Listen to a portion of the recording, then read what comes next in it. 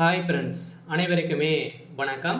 So நகைக்கடன் வாங்குவவர்களுக்கும் வாங்கியவர்களுக்கும் வந்திருக்கக்கூடிய பார்த்தீங்கன்னா ஒரு முக்கியமான ஒரு அறிவிப்பு ஒன்று வெளியாகி உள்ளது. அனைத்து வங்கியின் மூலமாகவும் வாங்கியிருக்கக்கூடிய மோஸ்ட்லி பார்த்தீங்கன்னா அனைவருமே கூட்டுறவு வங்கியின் மூலமாக நகைக்கடன் வாங்குவேன். ஒரு சில மாதங்களில் பார்த்தீங்கன்னா நகைக்கடன் ஸோ வழங்க மாட்டோம் அப்படின்ற மாதிரி இருந்ததுன்னா கூட்டுறவு வங்கியில் பார்த்தீங்கன்னா அதிரடியாக அனைத்து மக்களுமே புகார்கள் தெரிவித்திருந்தாங்க.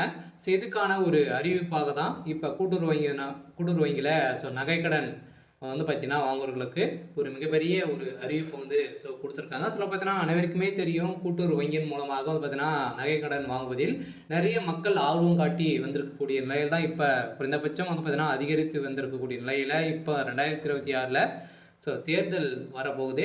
அதுக்கான ஒரு கட்டமாக தான் மக்கள் அனைவருமே தள்ளுபடி ஆகும் அப்படின்ற ஒரே நோக்கம் தான் பார்த்தீங்கன்னா இதுக்கு வைக்கிறாங்க அப்படின்ற தெரிஞ்சுக்கிட்ட கவர்மெண்ட் பார்த்தீங்கன்னா வங்கிகள் சதுரடியாக நகைக்கடன் வைப்பதில் சில சிக்கல்கள் இருக்குது. சில பார்த்தீங்கன்னா தடை செய்யப்பட்டாங்க. மீண்டும் பார்த்தீங்கன்னா அதிரடியாக வங்கியின் மூலமாக வாங்கக்கூடிய நகைக்கடன் வாங்குறவர்களுக்கெல்லாம் ஒரு சில அப்டேட் வெளியாக இருக்குது. இதை பற்றி இந்த வீடியோவில் நம்ம முழுமையாக பார்க்கலாம். அதுக்கு முன்னாடி நம்ம சேனலுக்கு இப்போ தான் நீங்கள் முதல் முறையாக வந்திருக்கீங்க அப்படின்னா மறக்காமல் நம்மளுடைய சேனலை சப்ஸ்கிரைப் பண்ணி சப்போர்ட் பண்ணுங்கள். வாங்க வீடியோக்குள்ளே போகலாம்.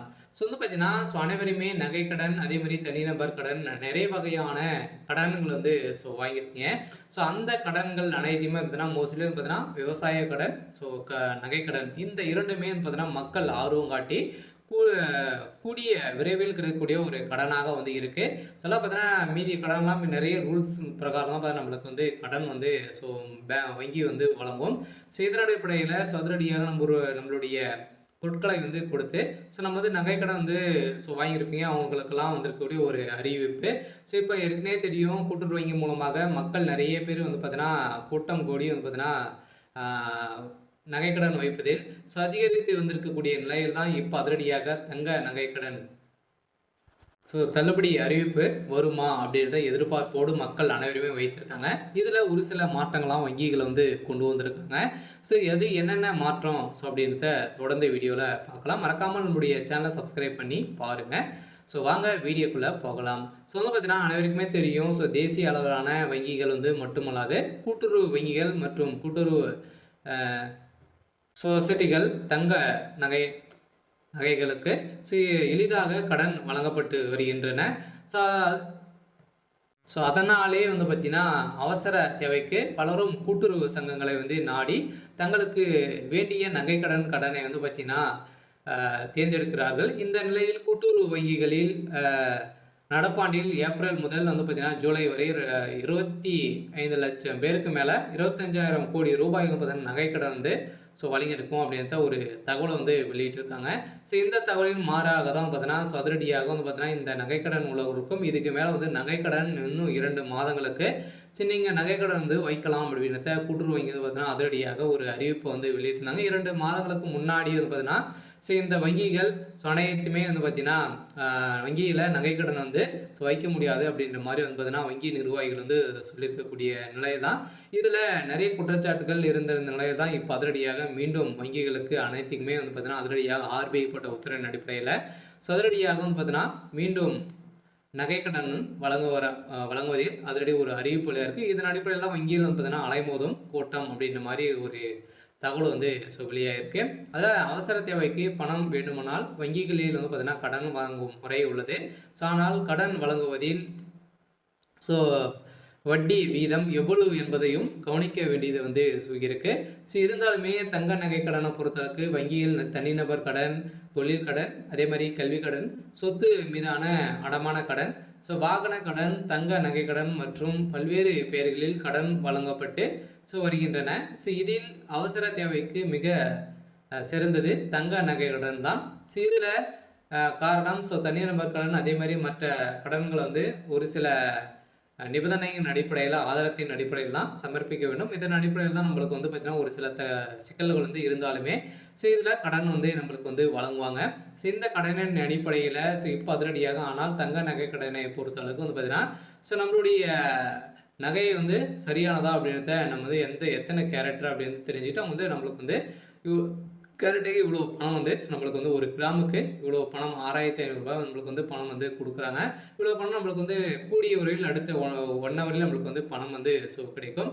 இந்த நிலையில் தான் கூட்டுறவு வங்கிகளில் கூட்டுறவு சொசைட்டிகளில் தங்க நகைக்கு வெகு விரைவாகவும் எளிதாகவும் கடன் வந்து வழங்கப்படுகிறது. மற்ற கடன்களை விடவும் தங்க நகை கடனுக்கான வட்டி விகிதமும் மிகவும் குறைவானதாக வந்து இருக்குது. ஒவ்வொரு வங்கிகளுக்கும் ஏற்ப வட்டி விகிதம் மாற்றினாலும் அந்தந்த வங்கிகளில் வட்டி விகிதம் இந்த கடனுக்கு தான் குறைவாக இருக்கிறது.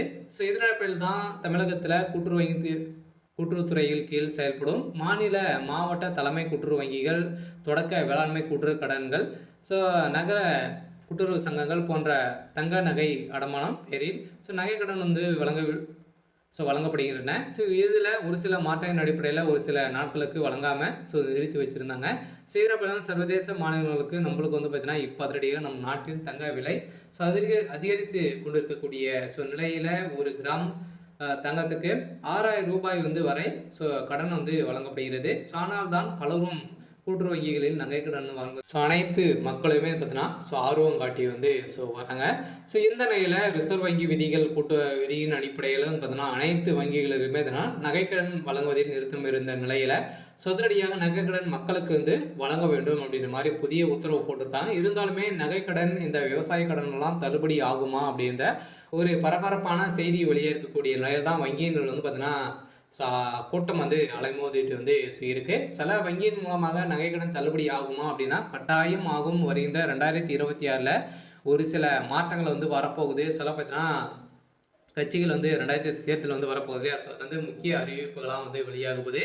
எந்த அறிவிப்பின் அடிப்படையில் வந்து பார்த்தீங்கன்னா நகைக்கடன் பொறுத்தளவுக்கு 5 பவுனுக்குள்ளே நீங்கள் வந்து வைத்திருந்தீங்க அப்படின்னா உங்களுக்கு வந்து இந்த நகைக்கடன் வந்து தள்ளுபடியாகும். அதே மாதிரி விவசாய கடன் வந்து எவ்வளோ வாங்கியிருந்தாலுமே உங்களுக்கு வந்து விவசாய கடன் வந்து தள்ளுபடியாகும். இரண்டுமே நீங்கள் வந்து வைத்திருந்தீங்க அப்படின்னா ஏதாச்சும் ஒன்று தான் உங்களுக்கு வந்து தள்ளுபடி ஆகும் அப்படின்றத தெரியும். இருந்தாலுமே 2025 பட்ஜெட் தாக்கலில் விவசாய கடன் வந்து தள்ளுபடி செய்ய போகிறோம் அப்படின்ற பட்ஜெட் தாக்கல் வந்து ஒதுக்கியிருந்தாங்க. இருந்தாலுமே இன்னுமே விவசாய கடன் வந்து தள்ளுபடி ஆகலை. இருந்தாலுமே இப்போ வருகின்ற 2026ல் அனைவருமே நகைக்கடன் விவசாய கடன்லாம் வந்து வாங்கியிருப்பீங்க.